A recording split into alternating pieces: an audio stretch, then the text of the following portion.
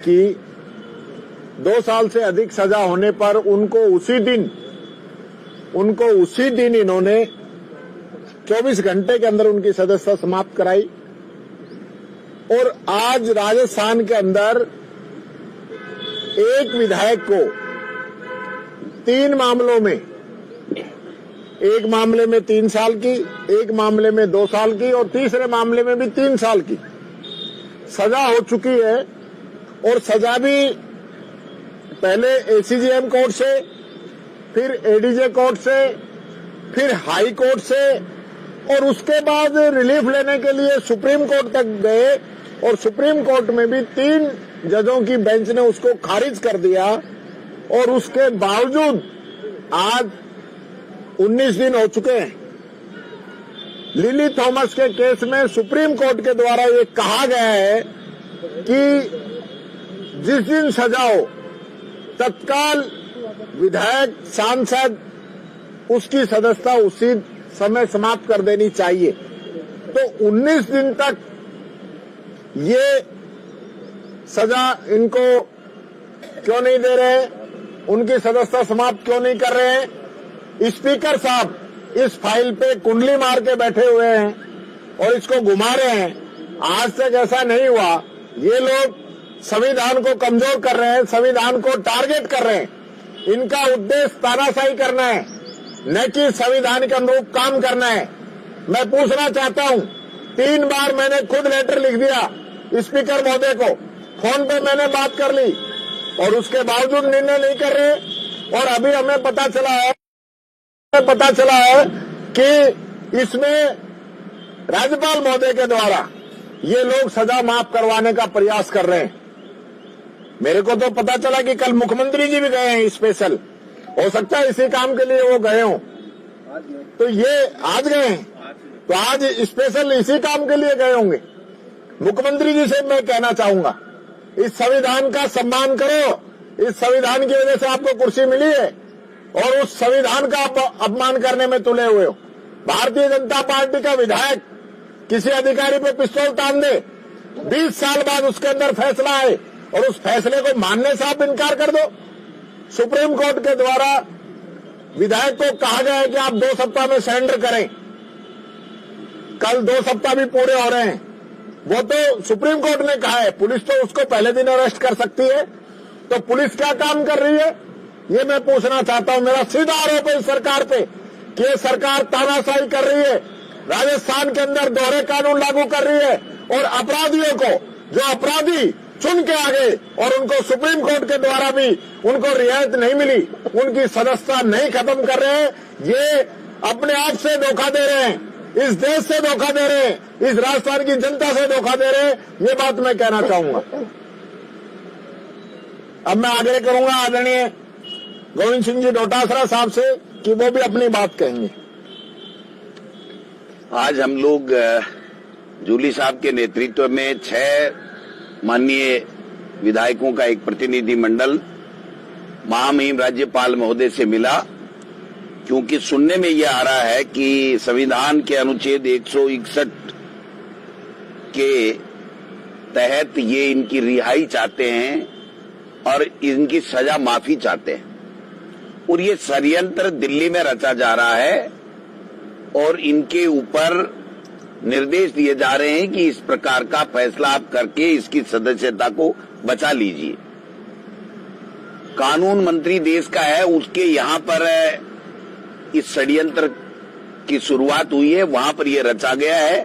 पूरी तरीके से ये मैं स्पष्ट रूप से कहना चाहता हूं कि डबल इंजन की सरकार संविधान को नहीं मानती है, कोर्ट को नहीं मानती है। और आपने देखा होगा कि आजकल तो ये वातावरण बना हुआ है कि कोर्ट के ऊपर जितना प्रहार संवैधानिक पद पे बैठे हुए लोग भी कर रहे हैं और भारतीय जनता पार्टी के मंत्री और विधायक और जनप्रतिनिधि भी कर रहे हैं। ये बड़ा दुर्भाग्य है और हम इसीलिए कि ये संविधान को नहीं मानने वाले हैं। आप बताइए कि आज 15-17 दिन हो गए, उसके बावजूद भी महामहिम के यहां हमको जाना पड़ा, हमें स्पीकर के पास जाना पड़ा, स्पीकर नहीं मिले, 3 बार रिमाइंडर दे दिया वो फैसला ही नहीं कर पा रहे। और राहुल गांधी जी का 24 घंटे में फैसला हो गया और 17 दिन में तो उनका मकान ही खाली हो गया था। अगर मान लीजिए उनको कहीं से कोई रिलीफ मिलेगी तो वो वापस सदस्य बन सकते हैं, लेकिन उस आदेश की पालना तो करनी चाहिए, उस कानून की पालना तो करनी चाहिए, उस संविधान की पालना तो करनी चाहिए। उनको करनी चाहिए कि नहीं करनी चाहिए, ये बात हम लोग कहना चाहते हैं। तो मैं समझता हूं कि जिस प्रकार से माननीय स्पीकर साहब केवल और केवल आरएसएस और बीजेपी के लोग जो कहते हैं उसके मुताबिक फैसले लेने के आदी हो गए हैं, और ये प्रमाणित करता है। आप देखिए कि कंवरलाल जी जो माननीय अभी तक विधायक हैं, उनको अभी तक भी पुलिस प्रोटेक्शन है, उसके पीएसओ लगे हुए हैं। वो गिरफ्तारी का उनका जो ऑर्डर है वो हवा में घूम रहा है, और वो 161 अनुच्छेद के मुताबिक यहाँ जो है वो सजा माफ करवाना चाह रहे हैं। सुप्रीम कोर्ट ने अनेकों फैसलों में ये कहा है कि ऐसा नहीं हो सकता है, और एक बार कर भी दिया था तो उसको सुप्रीम कोर्ट ने वापस कर दिया कि ये ठीक नहीं है।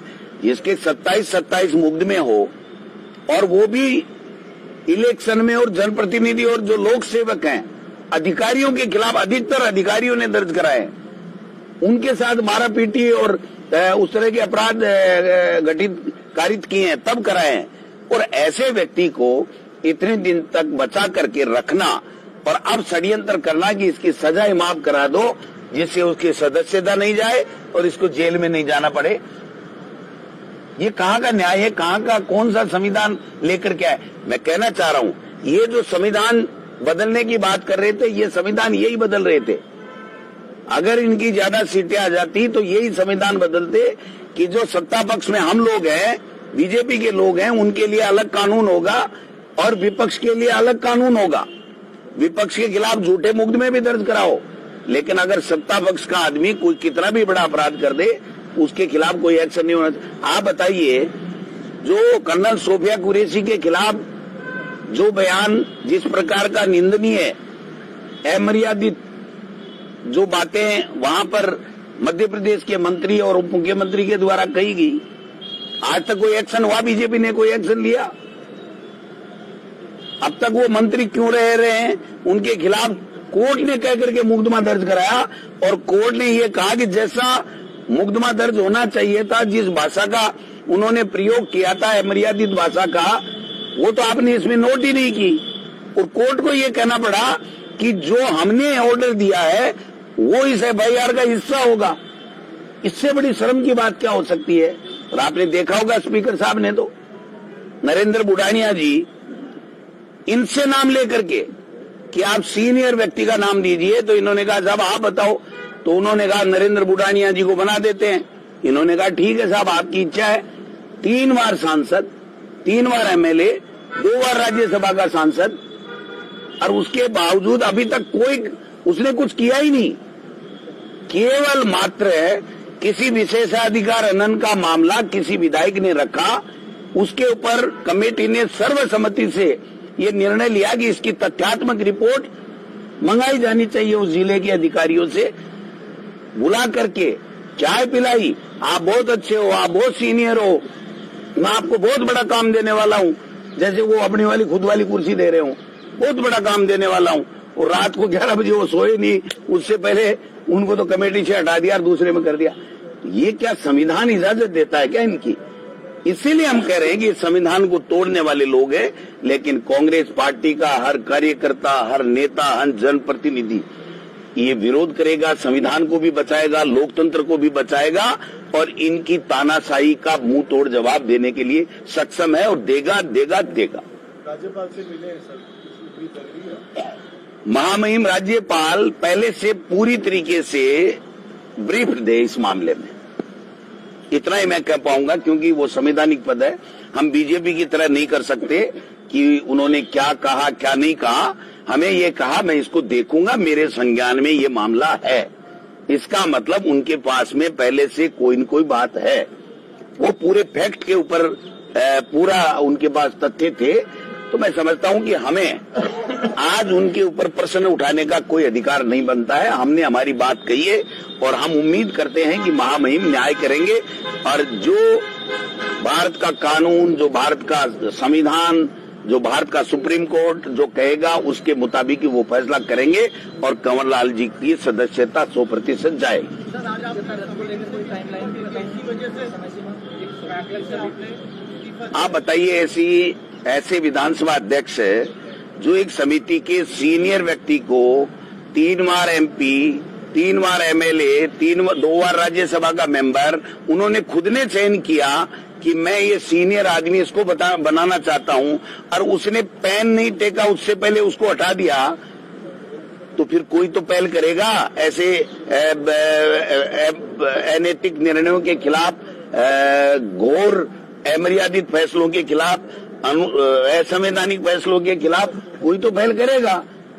और भी कांग्रेसी विधायक जो समितियों में क्या ये सब टीकाराम जूली जी सभी माननीय सदस्यों से बात करके जो भी इस दिशा में फैसला लेंगे वो हम सब के लिए लागू होगा। सर, ये राजेंद्र राठौड़ के दबाव में फैसला किया है क्या स्पीकर नरेंद्र बुरानिया को हटाने का? नहीं, देखिए, उनके भारतीय भवन से पर्ची आ गई कि आपने ये क्या कर दिया। हम तो रोजाना ही विशेषाधिकार हनन करती है हमारी सरकार, तो हमारा तो काम ही है ये डबल इंजन का।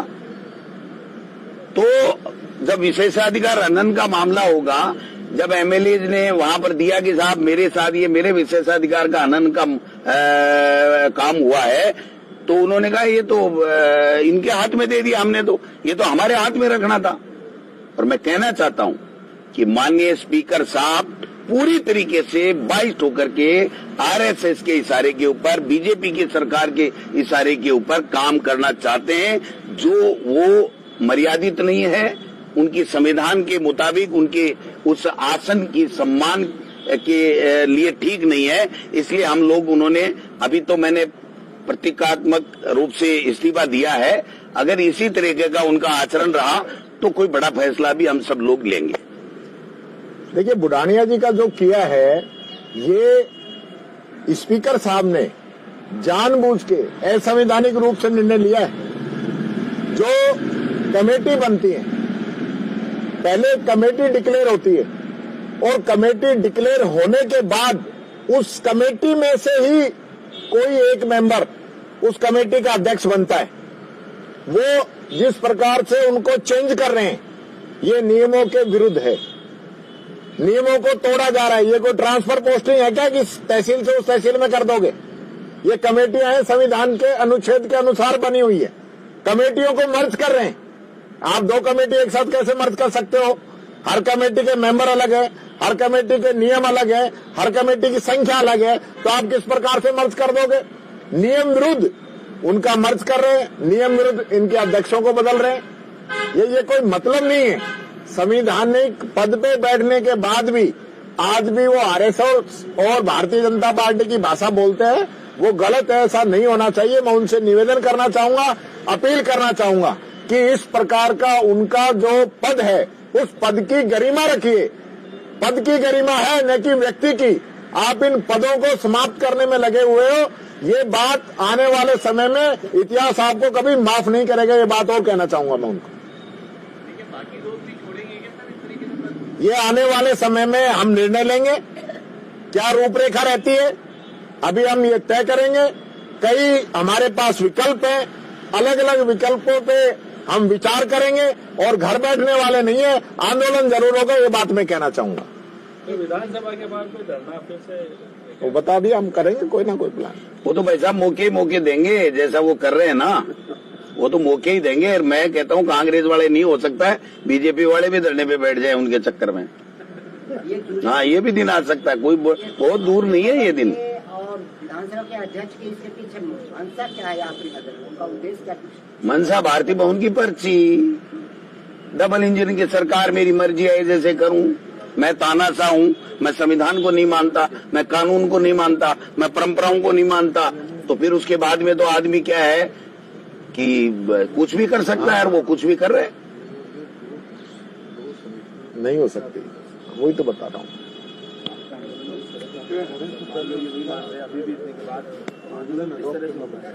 आंदोलन की तो बता दी जूली साहब ने, लेकिन मैं इससे और आगे की बात कहना चाहता हूँ। इनको हटाएंगे और कांग्रेस की सत्ता लाएंगे। अब पहले तो कैसे लाएंगे भाई, समय पे ही लाएंगे। ये काम तो ये करते हैं, ये काम तो बीजेपी करती है। देखिए, महामहिम की अपनी गरिमा है और हम उस गरिमा को बनाए रखना चाहते हैं। हम उनकी तरह नहीं है कि उन परंपराओं को, उन गरिमाओं को तार तार करें। उन्होंने हमें कहा है कि जो आपने बताया है मैं उस पर पूरा संज्ञान लूंगा। मेरे पहले से भी ये बात संज्ञान में है। वो घटना की तारीख, पिस्तौल वगैरह वगैरह पे सब पे चर्चा कर रहे थे। इसका मतलब उनके संज्ञान में पूरा मामला है। हमने भी हमारी बात पूरी की पूरी बताई है और हमने ये भी लिखा है कि संविधान, ये 161 का प्रयोग कभी हुआ नहीं है और होगा भी नहीं। और सुप्रीम कोर्ट में एक बार देश में हुआ था, उसको सुप्रीम कोर्ट ने वापस पलट दिया था। तो महामहिम इस पे ऐसा ना हो कि राजस्थान की परंपरा और संविधान की धज्जियां उड़े और इस तरीके से हर नेता, चाहे जितना अपराधी, बड़ा अपराधी हो, चाहे जितने अपराध करे, चाहे जितने मुकदमे हो, कोर्ट सजा दे, सुप्रीम कोर्ट सजा दे और महामहिम से करवा ले, तो ये परंपरा ठीक नहीं है। उन्होंने कहा मैं आपके इस ज्ञापन का सम्मान करता हूं, मैं इसको दिखवाऊंगा और न्यायोचित करूंगा, वकीलों से राय लेकर के, सबसे राय लेकर के। ये कहा तो हम मान के चलते हैं कि सही और अच्छा निर्णय होगा। मुझे तो लगता है उनको जल्दी है कराने की। हमें तो आंदोलन का एक रास्ता दिया है तो अच्छी बात है हमारे लिए तो, लेकिन उनको जल्दी है क्योंकि उनके कल हो गया, वो सुप्रीम कोर्ट में दोबारा लग जाएगा कि साहब आपने 14 दिन कहा था, वो 14 दिन क्या हुआ, वो तो घूम रहा है पीएसओ लिए हुए। तो उनको भी जल्दी है, इसलिए आपको, मुझे लगता है कि जल्दी कोई फैसला देखने को मिलेगा। हाँ, मैंने जूली साहब से आग्रह किया, हम सभी ने, कि आप स्पीकर साहब से समय लीजिए, उनको भी हम अंतिम चेतावनी लेटर देते हैं, प्रेषित करते हैं। इन्होंने उनसे बात की थी कल, उन्होंने कहा मैं तो अजमेर हूं, तो अब अजमेर से जब भी पधार जाएंगे, इनको समय दे देंगे, तब जाकर के उनसे भी एक बार अंतिम आग्रह किया जाएगा कि आप कानून को मत तोड़िए, आप संविधान को मत तार तार कीजिए, परंपराओं को, नियमों को अवहेलना मत कीजिए। सारी चीजें हम तो करेंगे, बाकी तो फैसला तो उनका है साहब। आपको लगता है कि कंवरलाल के मुद्दे पर स्पीकर है वासुदेव देवनानी जी और जो गवर्नर है वो सरकार के प्रेशर के अंदर है? 2 डबल इंजन की सरकार प्रेशर में है, दिल्ली भी प्रेशर में है और यहां भी है। वरना एक बात बताइए, ऐसी क्या बात आ गई कि सुप्रीम कोर्ट के 3 जजों की बेंच ने ये कह दिया कि आप अंदर जाइए, और उसके बावजूद भी आज कितने दिन से लिए बैठे हैं।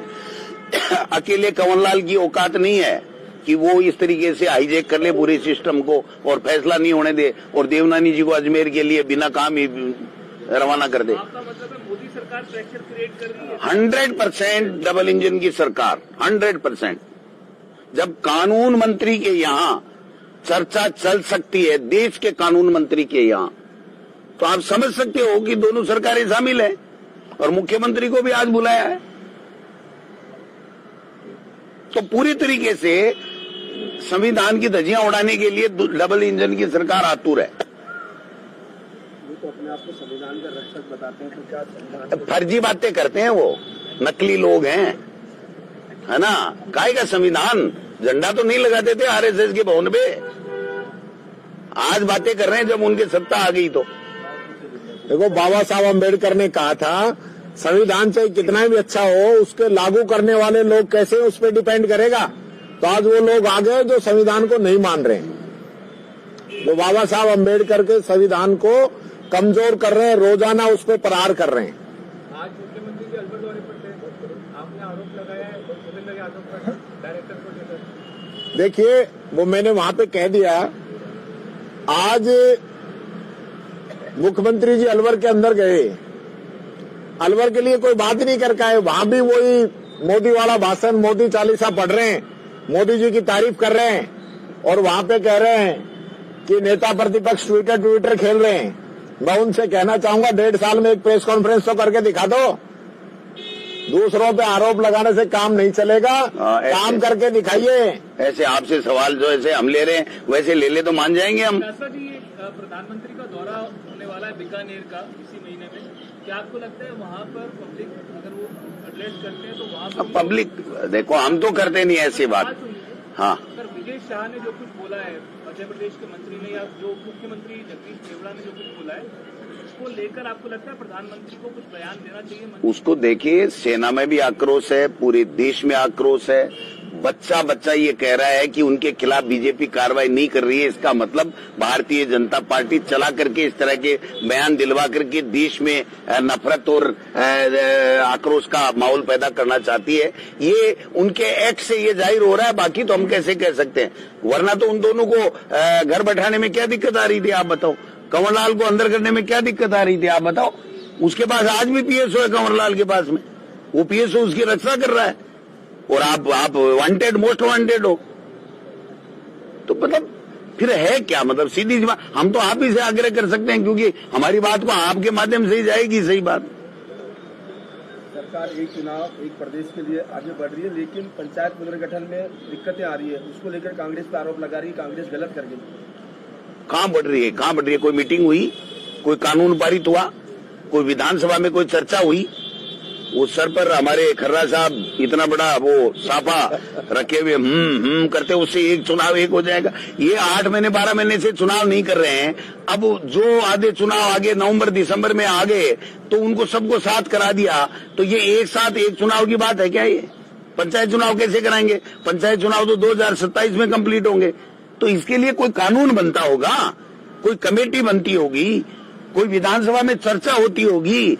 मन मर्जी जैसे कह दिया हम तो ये जो आधे चुनाव हो गए ये 12 महीने अभी नहीं कराएंगे, तो ये काम तो आप लोकसभा और विधानसभा में भी कर सकते हो कि अगर हमारे विधानसभा के चुनाव 6 महीने आगे सिर खिसका दो या लोकसभा के 4 महीने पहले करा दो, तो एक साथ एक चुनाव 5 स्टेट और लोकसभा का हो सकता है। तो ये एक साथ एक चुनाव का फार्मूला कानून थोड़ी है ना, ये तो मर्जी है जैसे। अब आप बताओ 15 महीने से तो भरतपुर का जिला परिषद का चुनाव नहीं हुआ और एक साथ एक चुनाव करा रहे हैं।